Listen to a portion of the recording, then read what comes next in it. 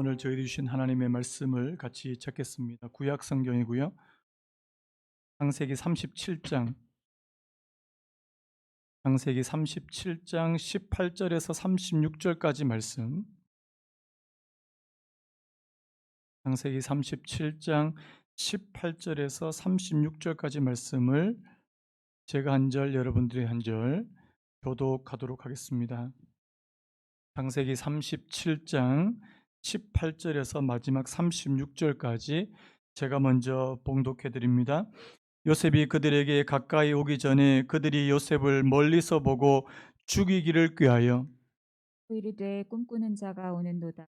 자 그를 죽여 한 구덩이에 던지고 우리가 말하기를 악한 짐승이 그를 잡아먹었다 하자 그의 꿈이 어떻게 되는지를 우리가 볼 것이니라 하는지라.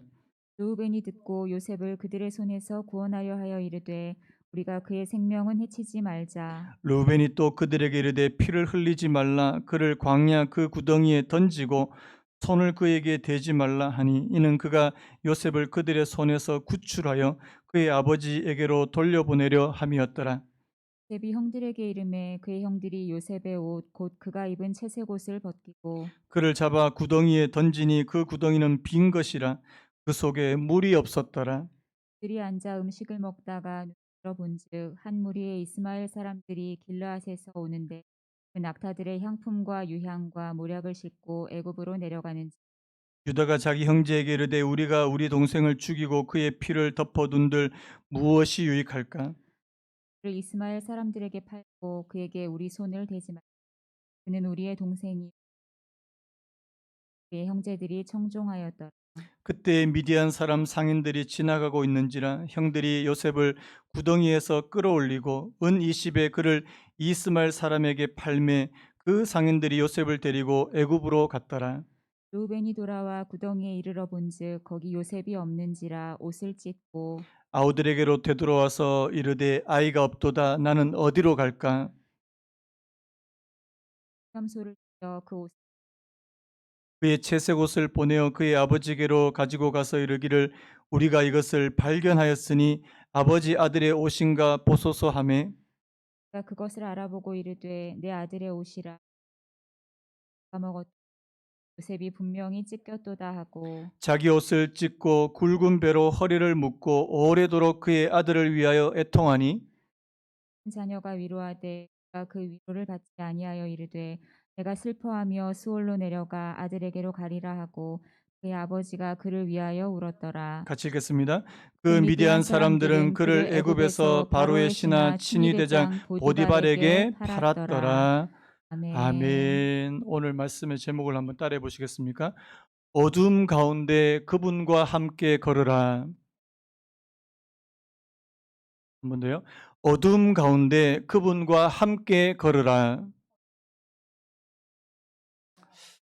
지금부터 거의 16년 전 일입니다. 2004년도 12월 달에 일어난 일인데요. 제가 그때 강도사로 이렇게 교회에서 사역을 하고 있었을 때 인도양 부근에 엄청난 지진 해일, 여러분 그 쓰나미라고 들어보셨죠? 이 쓰나미가 일어났다는 소식을 들었습니다. 그때 제가 섬기고 있던 교회가 이 긴급 구호 사역을 참 한창 열심히 하던 때였는데요. 이 국내 긴급 구호를 넘어서 이제 해외 긴급 구호까지 섬기던 때가 바로 2004년도였습니다. 그래서 그 인도양 스리랑카를 비롯한 그 부근의 나라에 이 지진 해일로 엄청난 피해를 입었다는 소식을 듣고 저를 비롯한 몇몇 교역자들이 이제 스리랑카로 이제 가게 됐는데요. 2주간 있었습니다. 2주간. 그런데요, 제가 갔는데 정말 지금 제가 사진도 이렇게 제가 준비도 안 했는데 우리 전도사님이 또 준비를 해 주셨는데요. 너무너무 처참했습니다. 제가 본 광경, 지금도 기억에 남는 광경은 이거예요. 이 기차가 철로에서 이탈해 가지고 기차가 이제 뒤집혀 있는 거예요. 그리고 철로가 이 엿가락처럼 휘어져 있었습니다. 그게 아직까지 기억에 남아요. 저보다 한 일주일 정도 먼저 들어갔던 사역자들은 이 바닷가에 시체가 막 둥둥 떠다니는 그런 모습을 직접 봤대요. 저는 그것을 직접 보지는 못했는데요. 당시 스리랑카를 비롯한 이 인도양 부근에 지진 해일로 사망한 사람이 무려 25만 명이었다고 합니다. 우리나라 언론 기사 때는 당시에는 그런 기사가 별로 나오지 않았는데 이 미국 신문 기사에서는요, 유독 이런 기사 질문의 기사가 많았다고 합니다. 하나님은 어디 계시는가? 하나님은 어디 계시는가? 이런 엄청난 대재앙과 같은 이런 일을 허락하시는데 과연 하나님은 계시는가? 어떤 기자가 이런 글을 썼다면 한번 들어보시겠습니까? 하나님은 세상에 끔찍한 고통을 허락하고 있다. 전능하지만 세상의 악과 고통을 끝장내 줄 만큼 선하지는 않거나 지극히 선하지만 악과 고통을 없애버릴 만한 힘이 없거나 둘 중 하나다. 그러니 성경이 말하는 한없이 선하면서 전능한 하나님은 존재하지 않는다. 여러분들은 이 말을 어떻게 생각하세요? 하나님은 악과 고통을 끝장내 줄 만큼 별로 그렇게 선하지 않거나 선하시지만 그런 악과 고통을 없애버릴 만한 능력이 없거나 그러니까 이 둘 중에 하나라는 거예요. 그러니까 성경에서 말하는 한없이 선하면서도 전능한 하나님은 존재하지 않는다. 여러분 이 말씀에 동의하십니까? 근데 여러분 이 말을 이게 깊이 생각해 보면 틀린 말이에요. 여러분 하나님에 대해서 이렇게 단순히 이분법적으로 이렇게 표현하는 것도 잘못된 거고요. 여러분 하나님이 선하시면서도 오늘 저와 여러분들에게 악과 고통을 허락하시는 경우가 있다는 사실입니다. 그게 하나님의 선하심과 배치되지 않는다는 거예요. 여러분 제가 이번 주에 통계를 보니까 전 세계 지금 코로나 확진자가 2,800만 명이 넘었더라고요. 그리고 사망자가 90만 명이 넘었습니다. 그때 그 인도양에 있었던 그 쓰나미 사건으로 25만 명이 죽었다면 지금은 90만 명이에요.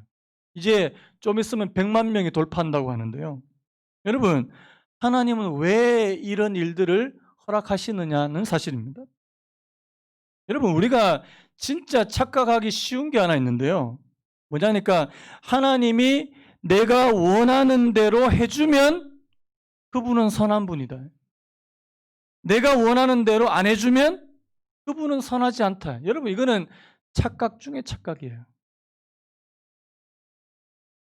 여러분 그 이사야에도 그런 말씀 있지 않습니까? 하나님의 생각은 우리 생각과 다를 때가 많아요. 하나님의 뜻은 우리의 뜻과 다를 때가 너무나도 많다는 사실입니다. 그런데 우리는 우리가 원하는 대로 해야지만이 하나님은 살아계시고 하나님은 선하시고 하나님은 좋은 분이시고 여러분 잠언 16장 4절에 이런 말씀이 있습니다. 여호와께서 온갖 것을 그 쓰임에 적당하게 지으셨나니 악인도 악한 날에 적당하게 하셨느니라. 여러분 하나님은요 때로는 악인도 악한 날에 쓰실 때가 있다는 사실. 왜요? 하나님의 뜻을 우리가 다 할 수 있느냐는 거예요. 여러분 하나님의 뜻을 우리가 다 할 수 있나요? 하나님이 우리가 원하는 대로 다 해주시면 그분은 하나님이 아니죠. 그분은 하나님이 아니에요. 여러분 우리가 잘 아는 욥이 있습니다. 욥이 살던 당시에 그 어떤 사람보다도 욥은 정직하고 순전하고 하나님을 경외하는 사람이었습니다. 악에서 떠난 사람이었어요. 하나님께서 이 욥에게 엄청난 축복이 눈에 보이는 것, 눈에 보이지 않는 것 다 주셨어요. 근데 어느 날 누가 와서 고발합니까? 사탄이 와서 고발을 합니다. 하나님, 욥이 까닭 없이 하나님을 경외하겠습니까? 그 까닭은 무슨 까닭이에요? 하나님께서 잘해주시니까, 하나님께서 울타리로 다 쳐주시고 하나님께서 잘해주시니까 지금 하나님 이렇게 경외하는 거 아니냐고요. 그거 한번 다 빼앗아 보십시오. 그런데요, 진짜 이해 안 되는 게 뭔지 아시면 하나님께서 그래, 이게 더 이해가 안 돼요. 우리 생각에는 하나님이 떼끼 놈 하고 이제 사탄을 이제 야단치시고 물리치셔야 되는데 하나님이 그래 그럼 해봐. 이게 진짜 이해가 안 되는 거예요. 그런데 그 다음부터 이 욥에게 엄청난 일들이 일어나잖아요. 자기가 이때까지 그 하나님께서 주신 그 재산을 다 잃어버리고 하나님께서 주시는 그 10자녀도 하루아침에 다 잃어버리고 자기에게 있던 그 몸의 건강마저 다 빼앗겨 버리는 그런 상황에 처해 있습니다. 욥이 왜 이런 일이 일어나는지 몰라요. 여러분 그 욥기를 가만히 읽어보면 욥이 계속해서 씨름하고 고뇌하는 게 뭔지 아십니까? 하나님께서 왜 이렇게 하신지 난 모르겠다는 거예요. 친구들은 와서 그랬습니다. 네가 죄를 많이 지어서 그래. 네가 죄를 많이 지어서 그래. 회개해. 그런데 욥은 아무리 생각해도 그건 아닌 것 같은 거예요. 아무리 생각해도. 나중에요. 정말 하나님께서 이 욥에게 막 폭풍 가운데 나타나시잖아요. 폭풍 가운데 그렇게 나타나시는데 하나님도 안 가르쳐 주세요. 욥 실은 나하고 사탄하고 이렇게 얘기했거든. 뭐 이런 얘기를 안 하신다는 사실이에요. 진짜 이해 안 되는 거 아니에요? 여러분 그래서 욥기가 참 이해하기 어려운 그런 말씀입니다. 여러분 오늘 저와 여러분들의 이 삶, 이 인생도요. 이렇게 이해 안 되는 구석이 너무나도 많다는 사실입니다. 여러분 오늘 우리가 읽은 이 본문 여러분 너무나도 잘 아시는 본문이에요. 요셉. 여러분 요셉에게도 도무지 이해가 되지 않는 일이 벌어지는 거 아닙니까? 그 아버지의 사랑을 독차지하고 너무나도 그렇게 평안하게 잘 살던 이 요셉에게 갑작스럽게 막 이런 엄청난 일들이 벌어지는 거 아닙니까? 오늘 18절에 이렇게 되어 있습니다. 요셉이 그들에게 가까이 오기 전에 그들이 요셉을 멀리서 보고 죽이기를 꾀하여. 제가 아까 그 잠언 16장 4절에 이렇게 말씀했잖아요. 악인도 악한 날에 적당하게 하셨느니라. 여러분 오늘 하나님께서 마치 이 요셉의 형들을 악한 요셉의 형들의 그 악함을 사용하시는 것처럼 보인다는 사실. 어떻게 해요? 요셉이 그들에게 가까이 오기 전에 그들이 요셉을 멀리서 보고 죽이기를 꾀하였다. 20절에도요. 자 그를 죽여 한 구덩이에 던지고 우리가 말하기를 악한 짐승이 그를 잡아먹었다 하자. 여러분 그 내용 아시죠? 요셉이 아직까지 철이 없어가지고 아버지의 사랑을 독차지하고 이제 뭐 아버지가 이 요셉만 그렇게 편애하니까 이 형들이 마음이 막 굉장히 이제 힘든 거 아닙니까? 이게 막 미움이 생기고 막 이제 요셉 꼴도 보기 싫고. 여러분 근데 이 잠깐 미움이 생겼다가 이제 사라질 수 있는 부분인데요. 나중에는 이 요셉이 형들의 잘못을 아버지에게 고자질도 하고 그 다음에 여러분 결정적인 게 뭡니까? 요셉이 꾼 꿈이에요, 꿈. 형들의 집단이 자기의 집단에 절을 하질 않나? 해달별 11별이 자기에게 요셉에게 절을 하질 않나? 이 꿈을 듣고 이 형들이 요셉에 대한 이 미움과 이 증오가 이제 너무나도 컸다는 사실이에요. 여러분 이렇게 애들을 이렇게 키워보면 이 형제들끼리 자매들끼리 남매들끼리 싸울 때도 있고 미워할 때 있습니다. 그런데요 이 형들은 이 요셉을 죽이려고 했다는 사실이에요. 이게 이제 문제죠. 오늘 말씀 보면 진짜 처음에는 이 요셉을 죽이려고 했대. 살해 의도를 갖고 있었다는 사실. 여러분 그래서 이 시기, 이 미움, 이 증오가 얼마나 무서운지 여러분 아시죠? 그래서 여러분 오늘 본문에서 우리가 이 형들의 악함을 한 두 가지로 살펴볼 수 있는데요. 첫 번째 너무 잔인해요. 이 잔인함이 있어요. 잔인함. 그 다음에 두 번째는 이 기만, 다른 사람을 속이는 그런 악함이 있더라는 사실입니다. 여러분 오늘 이 형들이 이 얼마나 잔인한지 한번 보실까요? 자, 오늘 25절 한번 보겠습니다. 25절에 보니까요. 이 형들의 잔인함을 이제 단적으로 보여주는 거예요. 자, 지금 이 요셉이 자기들에게 오는 것을 보고 잡아다가 구덩이에 던지고 자, 구덩이 던졌습니다. 자, 그런데 25절에 뭐라고 됐어요? 그들이 앉아 음식을 먹다가, 저는 이게 소름이 끼치더라고요.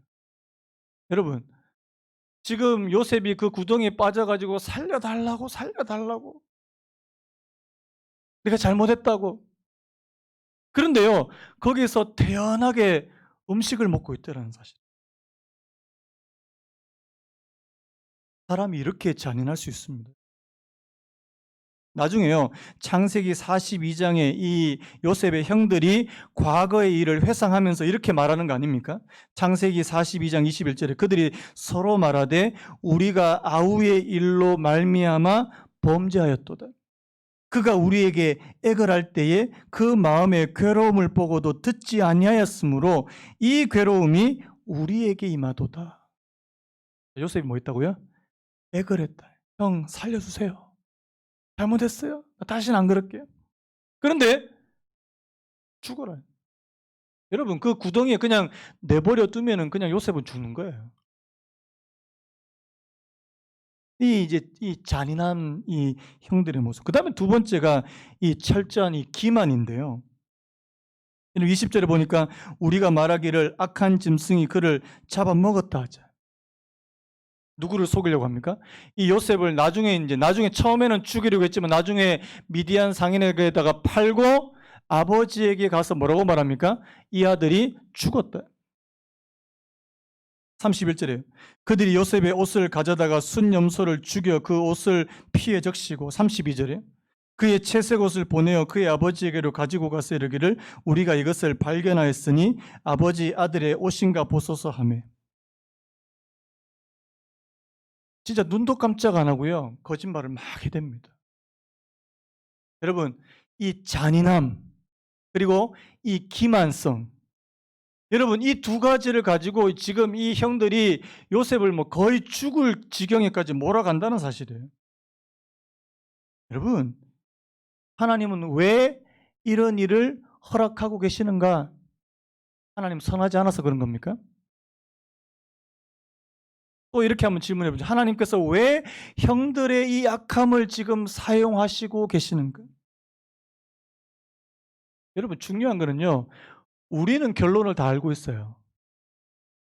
우리는 이미 그 이야기의 결론을 다 알고 있어요. 아, 이렇게 돼서 이렇게 된 거구나. 자, 당시의 요셉은요, 알아요, 몰라요? 전혀 모른다는 사실이에요. 이게 문제예요. 오늘 저와 여러분들에게 이런 일 저런 일 찾아올 수 있습니다. 이해되지 않는 어려운 문제가 찾아올 수 있습니다. 문제는 그 당시에 그 일을 겪고 있는 그 시간 그 당시에는 도무지 내게 왜 이런 일이 벌어지는지 알지 못한다는 사실. 쉽게 말하면요, 제가 오늘 말씀의 제목을 이 어둠 가운데라 그랬는데, 오늘 지금 요셉은요 마치 어둠 가운데를 걷고 있는 것과 같더라는 사실.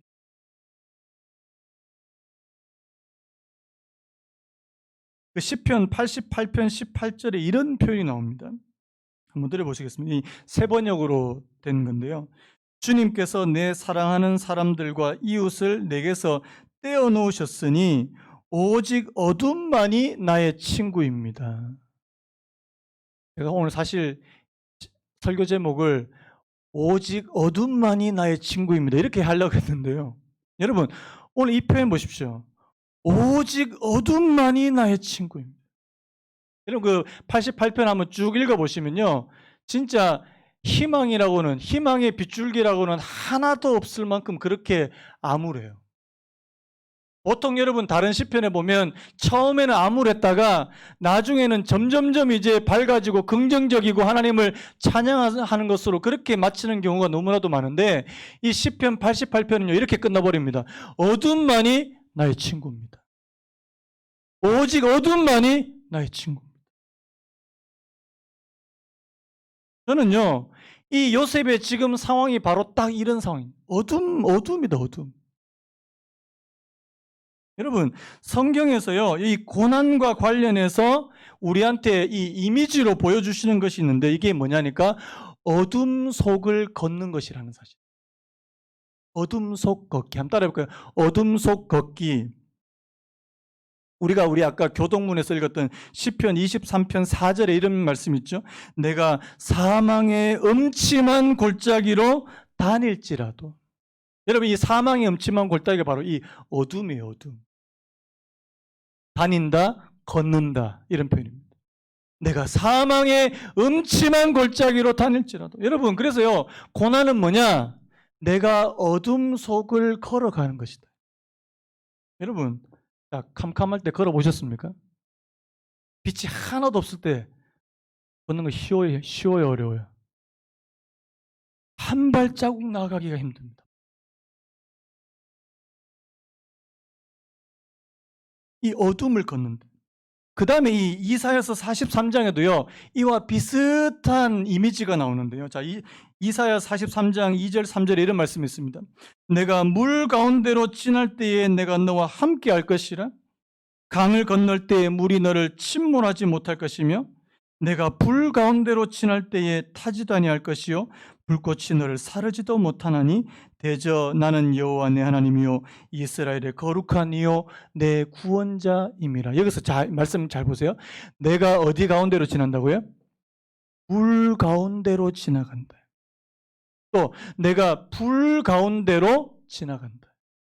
여러분, 오늘 이 시편의 23편에 나오는 내가 사망의 음침한 골짜기로 다닐지라도, 이 표현하고요, 오늘 내가 물 가운데로, 불 가운데로 지나갈 때 이거하고 같은 의미라는 사실. 여기서 말하는 이 물과 불은 뭐예요? 극심한 고난, 곡심한 고난. 근데 여러분, 제가 어제 이사야 43장 2절 3절 말씀을 보고 굉장히 하나 큰 깨달음을 얻은 게 있는데요. 자, 내가 물 가운데로 지날 때에 무엇을 의미하는 거예요? 내가 물 가운데로 지나갈 때에, 이 말은 우리가 지나간다는 말입니까? 안 지나간다는 말입니까? 지나간다는 말이에요. 내가 물 가운데로 만약 지나간다면이 아니고요. 내가 물 가운데로 지날 때에, 이 말은 내가 실제로 물 가운데로 지나가는 일이 생긴다는 말씀입니다. 불도 마찬가지예요. 여러분, 하나님이 우리가 불과 물을 가운데로 지나게 않게 해주신다고 약속하지 않습니다. 뭘 약속해 주세요? 우리가 물과 불 가운데로 지나갈 때 그분이 우리와 함께 가신다고 약속해 주신다는 사실. 이 말씀이 참 은혜예요. 너 물 가운데 나 안 지나가게 해줄게. 너 어둠 없게 해줄게. 그렇게 약속해 주신 적은 한 번도 없습니다. 내 고난 면제해 줄게. 그렇게 말씀하신 적은 한 번도 없다는 사실. 그런데 내가 너와 함께 가줄게. 함께 가줄게. 이 이사야 43장 말씀을 보니까 불쑥 누가 떠오른 줄 아십니까? 그 다니엘서에 나오는 이 다니엘의 세 친구가 불쑥 떠오르는 거예요. 오늘 이 이사야 43장 2절 3절 말씀을 완벽하게 구현한 사람이 바로 이 다니엘의 세 친구거든. 다니엘의 세 친구 얘기 다 아시죠? 우리 주일학교 때 다 배우잖아요. 이 느부갓네살이라고 하는 그 바벨론의 그 엄청난 나라의 그 왕이 금으로 만든 큰 신상을 세워놓고 다 절하라는 거 아닙니까? 그 나라에 있는 뭐 누구도 그 명령에 거역할 사람 아무도 없어요. 그런데 이 다니엘의 세 친구 사드락과 메삭과 아벳느고 거부한 거 아니에요. 거부. 그러니까 이제 이 느부갓네살이 이제 화가 막 이빠이 화가 엄청 나가지고 화가 머리 끝까지 나서 그 풀무불세기를 7배나 더 해라. 어느 정도로 뜨겁냐니까 이 다니엘의 세 친구를 끌고 갔던 그 사람들, 이 끌고 갔던 사람들이 다 불타 죽을 정도로요. 그런데 여러분, 그 다니엘서 3장 24절 말씀 우리 같이 한번 읽어봤으면 좋겠는데요. 자, 우리 다니엘서 3장 24절 같이 한번 읽어보겠습니다. 시작. 그때 느부갓네살 왕이 놀라 급히 일어나서 모사들에게 물어 이르되 우리가 결박하여 불 가운데 던진 자는 세 사람이 아니었느냐 하니 그들이 왕에게 대답하여 이르되 왕이여 올소이다 하더라. 25절에도 이런 말씀이 있습니다. 왕이 또 말하여 이르되 내가 보니 결박되지 아니한 네 사람이 불 가운데로 다니는데 상하지도 아니하였고 그 넷째의 모양은 신들의 아들과 같도다 하고. 두 가지예요. 첫 번째 뭐냐니까 이 다니엘의 세 친구가 불에 던져졌습니다. 진짜 다 죽어야 마땅하는 그들이 불에 던져졌는데 그들의 몸이 전혀 상하지 않더라는 거예요. 그리고 결박된 것이 풀려서 거기서 그 불 가운데로 지나다니더라는 거예요. 그 다음 또 한 가지, 분명히 3명이 그 불 속에 던져졌는데 몇 명입니까? 4명이라는 거예요. 여러분, 이건 뭘 말하는 거예요? 불과 같은 불에 던져져 있는 그 다니엘의 세 친구와 누가 함께 계시더라는 거예요? 신들의 아들과 같은 이가 그와 함께 하시더라는 사실. 이 신들의 아들, 이 여기에 관해서 이 알렉 모티어라고 하는 학자가 이렇게 말했는데요. 그 천사, 신들의 아들을 말하는 겁니다. 그 천사는 거룩하신 하나님이 죄인들과 가까이 할 수 있게 하는 특별한 유형의 신성이다. 성경에서 주님과 같으면서도 구별되는 존재는 딱 한 분뿐이다. 하나님의 온전한 본질과 특권을 그대로 지닌 채 죄인들과 어울릴 수 있는 분, 바로 예수 그리스도다. 이렇게 얘기하는 거예요. 여러분, 불에 던져졌어요. 불 가운데로 던져졌는데 거기에 그들과 누가 계시더라고요? 예수 그리스도께서 그들과 함께 계시더라는 사실. 여러분, 아까 우리 이사야서 말씀이에요. 내가 불 가운데로 지날 때에 타지도 아니할 것이요 불꽃이 너를 사르지도 못하리니. 왜요? 내가 너와 함께 있을 것이라고 약속해 주셨기 때문에. 여러분, 지금 저와 여러분들이 당한 고난이 불과 같은 고난입니까? 물과 같은 고난입니까? 지금도 뭐 어렵다고 말씀하신 분들이 너무 많아서요. 제가 일일이 뭐 다 말씀드리지 못할 정도입니다. 제가 이번 주에 매주마다 저한테 목회에 관련된 이런 통계 자료를 보내주는 목회 데이터 연구소라는 데가 있는데 거기서 뭘 보내주냐니까 요즘 이 코로나 시대 때 대학생들의 이 생활 변화, 의식 변화에 관한 그런 보고서를 저한테 보내주더라고요. 전국 대학생 400명 대상으로 조사를 했대요. 근데 그 중에 코로나로 인해서 생활에 무력감을 느낀다라는 비율이 44%. 코로나로 인해서 생활에 어떤 변화가 나타나는지 질문했는데 가장 큰 변화는 학교 친구들 모임이 줄어들었다. 이게 90.8%래요. 혼자 있는 시간이 많아졌다. 85.3%. 아르바이트 자리 구하기 어려워졌다. 90.3%. 그래서 이런 이유로 인해서 코로나로 인해서 우울증을 느낀다. 우울감을 느낀다. 이게 46.8%.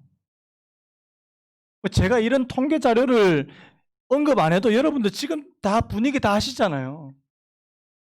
뭐 대학생들만 그럴까 봐요?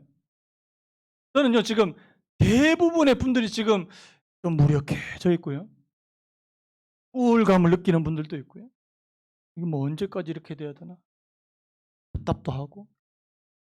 그거 안 느끼는 분인 저는 한 분도 안 계실 것 같아요. 뭐 지금 뭐 너무 좋다, 막 너무 행복하다 이런 분들은 아마 거의 안 계실 것 같아요.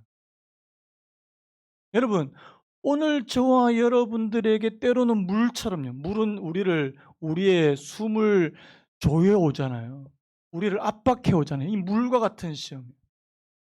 또 불처럼 우리를 굉장히 괴롭게 만드는 이 불과 같은 시험 가운데 하나님께서 저와 여러분과 함께 계셔야 된다는 사실입니다. 여러분, 하나님이 저와 여러분과 함께 계십니다. 문제는 뭐예요?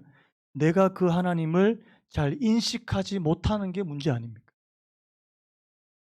하나님은 우리를 한 번도 떠나가지 않으시겠다고 말씀하시는데 우리가 그것을 인식하지 못하는 거 아닙니까?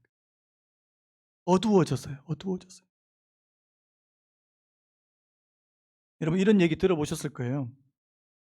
이거 책에 뭐 많이 나왔던 그런 얘기인데요. 어떤 사람이 자기 인생을 돌아보니까 두 사람 발자국이 쭉 이렇게 자기 인생 뒤를 이렇게 오더래요. 아, 하나는 내 발자국이고 하나는 예수님의 발자국이구나. 그렇게 하고 이제 마음의 안도감을 이렇게 했는데, 자기 인생에 가장 힘들었을 때, 진짜 힘들었을 때 발자국이 딱 한 사람 발자국밖에 없더라는 거 아닙니까? 그러니까 예수님한테 불평했다는 거 아니에요. 예수님, 내가 진짜 힘들고 내 인생에서 정말 힘들 때 어디 계셨습니까? 예수님 답, 내가 니를 업고 왔다. 니 업고 왔다. 여러분, 주님, 우리는요, 우리 생각에 그냥 이 어려운 시기를 내가 다 내 힘으로 견뎠다 생각하는데 그거 아닙니다. 주님이 우리 업으신 거예요. 믿으십니까? 업고 오셨다.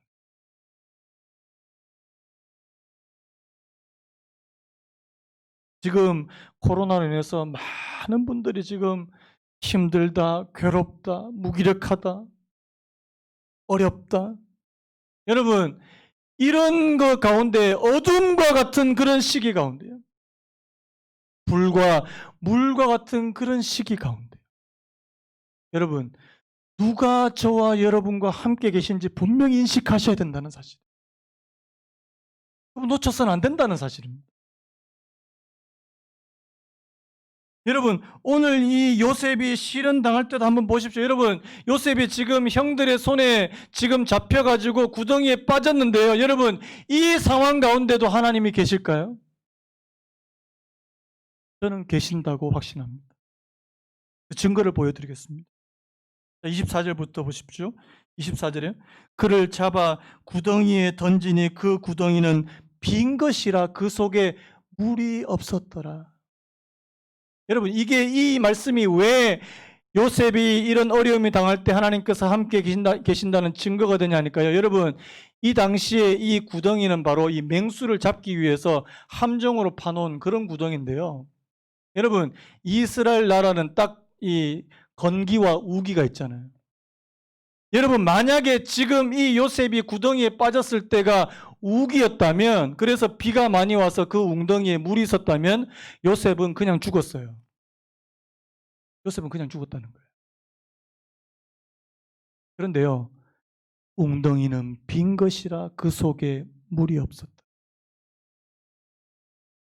여러분, 이거 우연일까요? 또 증거 구절이에요. 자, 26절에 보니까요. 유다가 자기 형제에게 이르되 우리가 우리 동생을 죽이고 그의 피를 덮어둔들 무엇이 유익할까?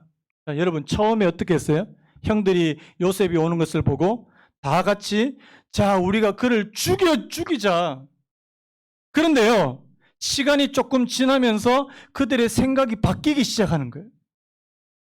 이 유다라는 이 형 유다의 마음속에 이 요셉을 죽여본들 무엇이 유익할까? 이런 마음이 들게 되는 거죠. 그래서 어떻게 한다고요? 팔자. 근데 여러분 가만히 보십시오. 자, 28절에 이런 말씀이 나옵니다. 28절에 그 맨 앞에 뭐라고 됐습니까? 가장 중요한 거. 그때에 미디안 사람 상인들이 지나가고 있는지. 여러분 지금 어떤 순서인지 아시겠죠? 지금 형들이 요셉을 죽이려고 다 공모하고 이제 구덩이에 빠뜨려서 이제 저것을 어떻게 죽일까 그렇게 하고 있었는데, 갑자기 이 형들의 생각이 바뀌면서 유다가 그렇게 제안하니까 형들의 생각이 바뀌어가지고 어떻게 한다고요?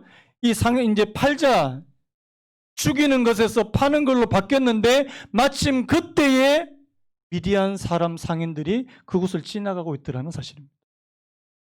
그래서 은 20에 요셉을 팔았습니다. 자, 그 판 요셉이 누구의 집으로 갔습니까?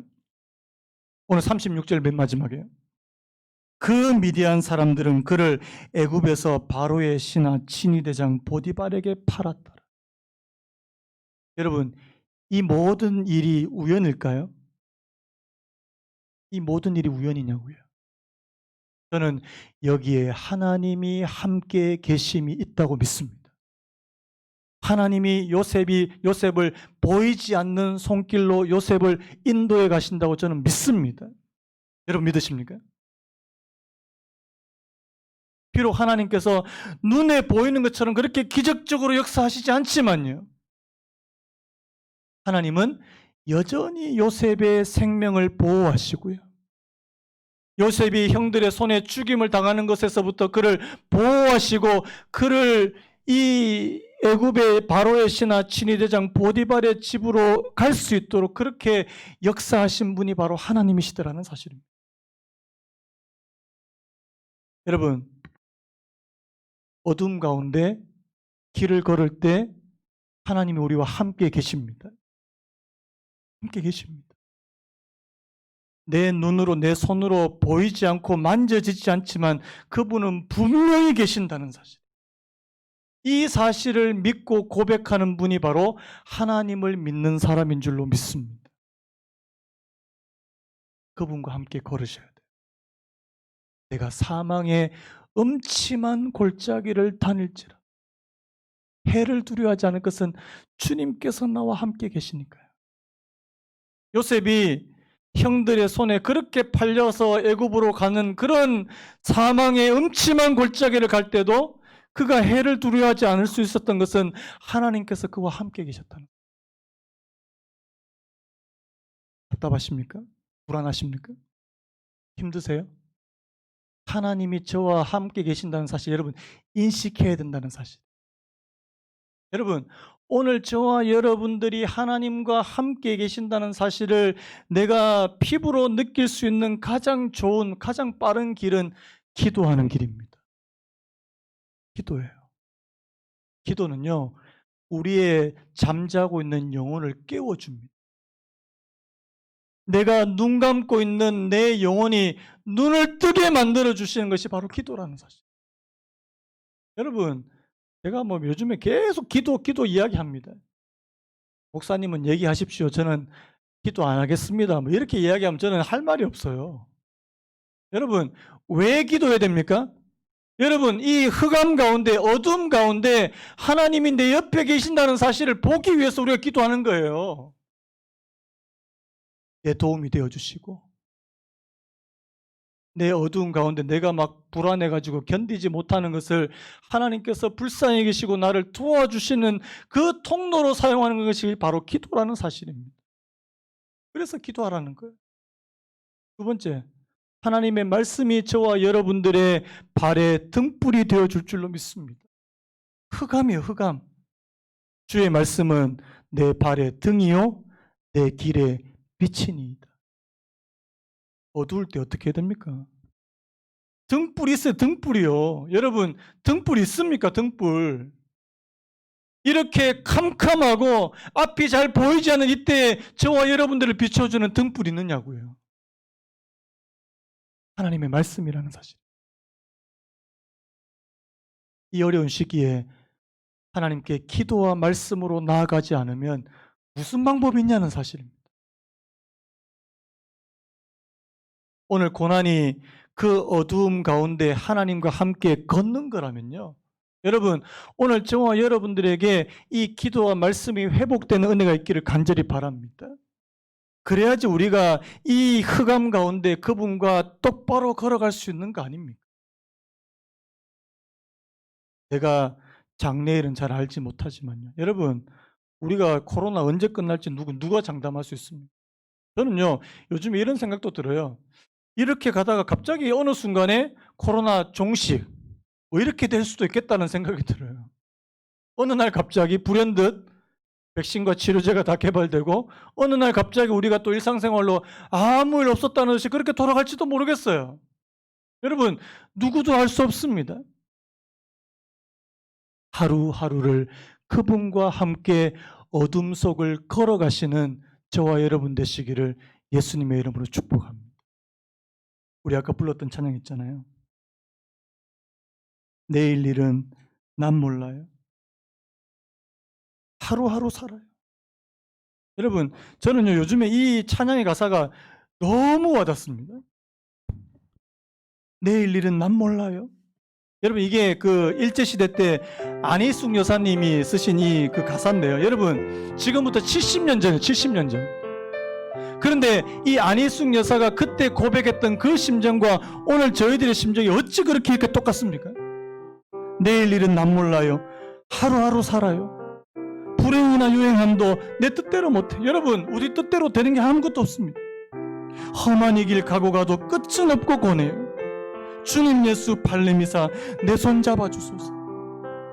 내일 일은 난 몰라요. 장래일도 몰라요. 아버지여 날 붙드사 평탄한 길 주옵소서. 여러분, 오늘 이 말씀과 오늘 이 찬양의 가사를 다시 한번 생각하시면서 이 찬양 부르고 오늘 함께 기도하고 예배 마치겠습니다.